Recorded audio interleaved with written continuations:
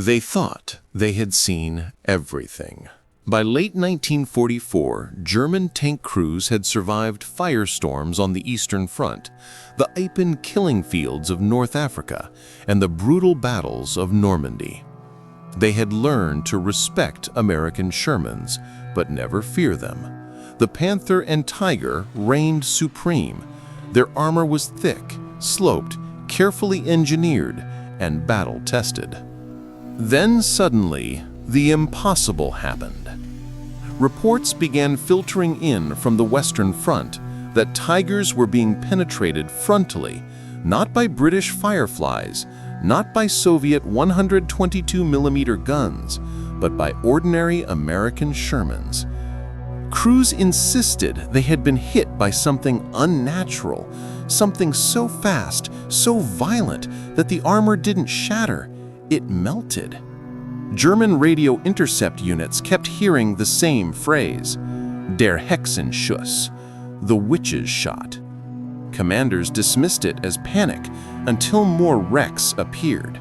Tigers with fist-sized holes bored clean through the glasses, Panthers with molten armor dripping like candle wax. Commanders who once stood proudly beside their machines now returned to headquarters pale, shaking, and silent. Something new had entered the battlefield, something terrifying. It was called the M93 HVAP, Hypervelocity Armor Piercing, the most advanced anti-tank ammunition the United States had ever created. At its core was a dense tungsten carbide penetrator surrounded by a lightweight aluminum sabot. When fired, the sabot peeled away, and the penetrator streaked forward at nearly 3,400 feet per second, almost double the velocity of standard Sherman rounds. The kinetic impact produced temperatures of over 1,200 degrees Celsius, hot enough to liquefy steel on contact. To German crews, it was witchcraft. To American tankers, it was long-awaited salvation. But the story didn't begin on the battlefield. It began months earlier inside a quiet room at Aberdeen Proving Ground, where American engineers faced a devastating truth. Traditional AP shells could not reliably penetrate Panthers or Tigers from the front. If the Allies wanted to break through Germany's armored wall before winter, they needed a miracle. They needed physics to do what TNT couldn't. The idea was simple and radical. Instead of relying on explosive fillers or blunt force, use pure kinetic energy, a metal dart, extremely dense, moving so fast that armor simply couldn't resist it. The challenge was tungsten. The United States had only limited access to the metal, which was rare, strategic, and urgently needed for tools, factories, and aircraft parts. But in 1944, American High Command made a decision that would change armored warfare. Tank crews on the front needed tungsten, and they would get it. Production began in secret. Shells were shipped discreetly. Only select Sherman units received the new ammunition, usually 76mm armed Shermans assigned to break through hardened positions. The first field tests were shockingly successful. Tigers were destroyed at ranges previously considered impossible. Panthers were punched open like aluminum cans. Self-propelled guns like the Jagdpanzer V collapsed from direct hits that left perfectly circular molten wounds. American crews described it as firing a lightning bolt. German crews said it felt like being attacked by a weapon from another world.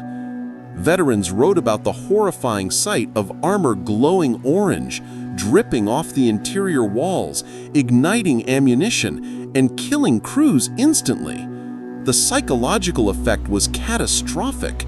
German units that once advanced confidently now hesitated, retreated, or refused to engage. One Panther commander wrote in December 1944, "If the Americans are using this shell everywhere, the war is finished." He wasn't wrong. But the truth behind the M93 HVAP was far more complicated and far more desperate than anyone on the battlefield ever knew. The M93 HVAP did not appear out of thin air. It was born from desperation, and from a race the United States was dangerously close to losing. By mid-1944, American tank crews knew the ugly truth. Their standard 75mm and 76mm rounds were nearly useless against the front armor of Panthers and Tigers. Crews were forced to flank, ambush, or pray for a lucky hit on tracks, optics, or turret rings. They called it suicide maneuver warfare. Inside briefing tents, officers avoided eye contact when describing the odds. Tank commanders joked darkly.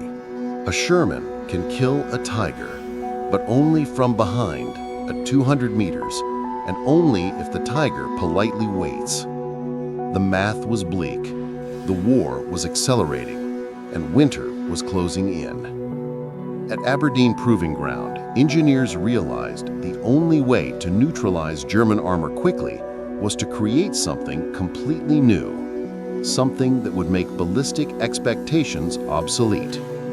The answer was a Saba shell. A discarding Saba worked like this. A super-dense tungsten core, a dart, sits inside a lightweight shell. When fired, the shell accelerates far faster than a full-weight projectile. After leaving the barrel, the outer shell peels away, like petals tearing off a flower. The tungsten dart continues forward alone, incredibly small, incredibly dense, incredibly fast. The concept wasn't magic, but the effect looked like magic.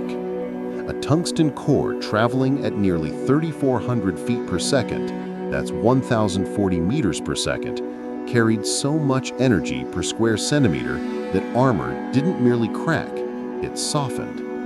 The impact zone reached molten temperatures instantly. Crew survivors described the interior as a furnace opening in our faces. But the United States had a problem: tungsten. The world had only 3 major sources of tungsten: China, Portugal, the Soviet Union. Before the war, Germany had secured much of the European supply.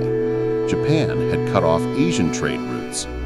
The U.S. Army and Navy needed tungsten for aircraft tools, armor-piercing bombs, machine tools, B-29 assembly lines, artillery fuses. There simply wasn't enough to go around. So when the Ordnance Department proposed the new HVAP shell in 1944, Washington hesitated.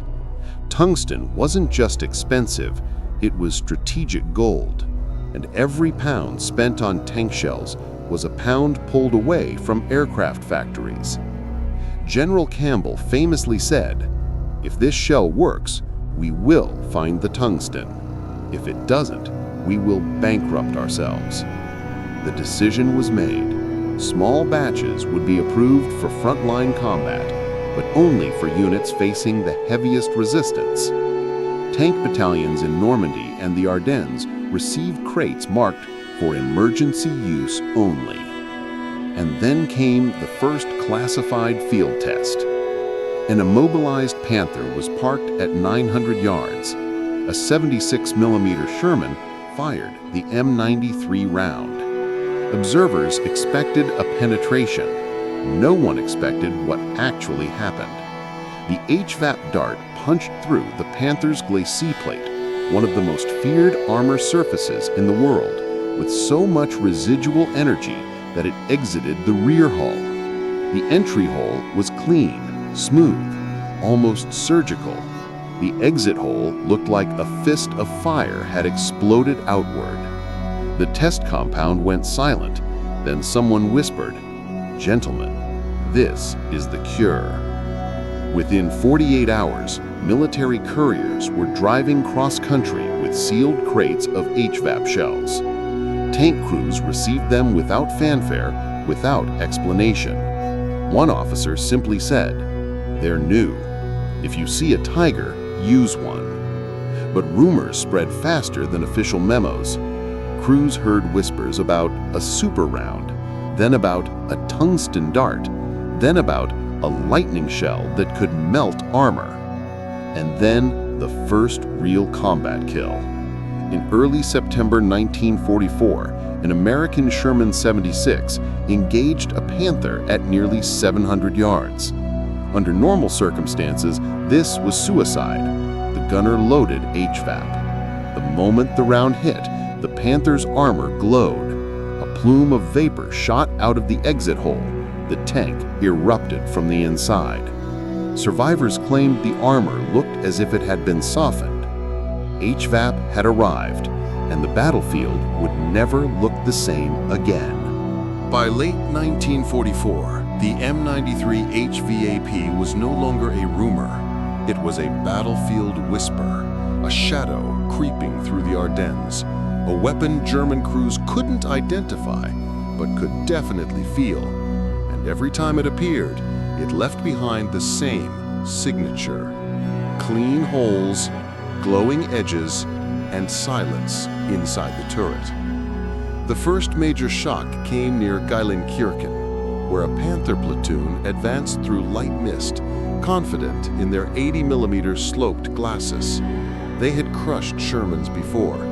They expected another easy engagement. Instead, they saw a flash, not the dull glow of a standard AP round ricocheting, but a needle-thin white streak. A moment later, the lead Panther jerked violently and stopped dead. Smoke curled from a hole small enough to cover with a hand. The crew never climbed out. When German engineers inspected the wreck, they stared in disbelief. The penetration was too small to be a conventional shell, too clean to be explosive, too hot to be mechanical. One of them muttered, "Das ist unmöglich." This is impossible. But it happened again the next day, and again the day after that. Near the Siegfried Line, a Panther turret was found with a melted inner wall.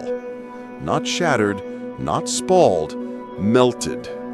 The tungsten dart entered the frontal plate, drilled through the turret basket, ignited the ammunition, and continued out the rear armor. A German survivor later said, "It was not a shell, it was a blowtorch." Word spread fast. Crews began refusing to expose their frontal armor. Panther commanders started angling tanks obsessively, terrified of facing an invisible threat head-on. And then came the Tiger incidents. Contrary to popular myth, Tigers were not invincible, but they were respected, feared, sometimes even admired by their enemies. Yet in October 1944, a Tiger I was found with its glacis plate punctured by what engineers described as a superheated needle. The hole was smooth, bright, and still warm hours after the hit. The crew was alive only long enough to open the hatch and die on the turret roof. In his post-action report, the battalion commander wrote, "The Americans have a new weapon. It defeats the Tiger from the front. Immediate countermeasures required." But there were none. Meanwhile, American tankers were experiencing something new for the first time in the war: confidence. A 76mm Sherman that once needed a perfect flank shot could now punch through a Tiger's armor beyond 600 to 800 yards. That distance gave U.S. crews something priceless: initiative.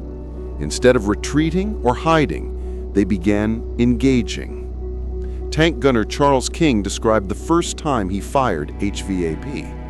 He said, "The recoil felt sharper, the sound was different, and when it hit, the Panther lit up like someone switched on a furnace."